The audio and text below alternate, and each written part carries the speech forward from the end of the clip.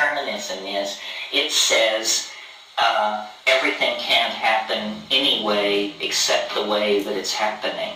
Now the problem with that is that it makes the concept of thinking irrelevant.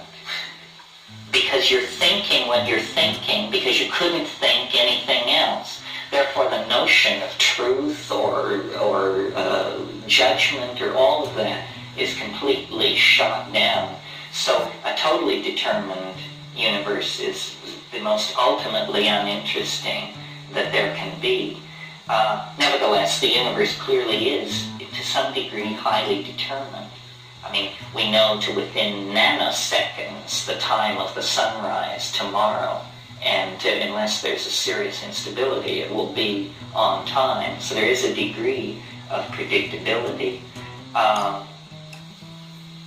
My rap is sort of divided into two parts, and I'm very shy about the second half. The first half is easy for me. It's that psychedelics are wonderful, you should take them, this is the way to save the world, so forth and so on.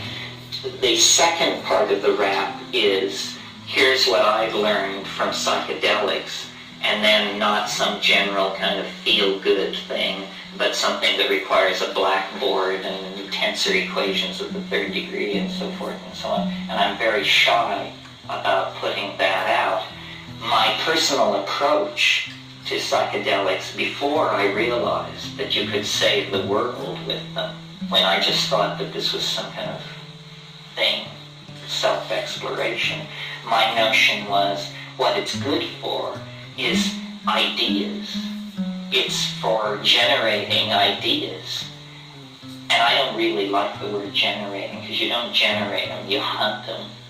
You get in your little boat and you paddle out onto the dark water, and then, you put your feet up and you wait, and you set your nets, and you wait, and, sometimes you pull up your nets and something the size of a freight train has gone through them, and you just row for shore shit in the night. And sometimes, minnows, trivia,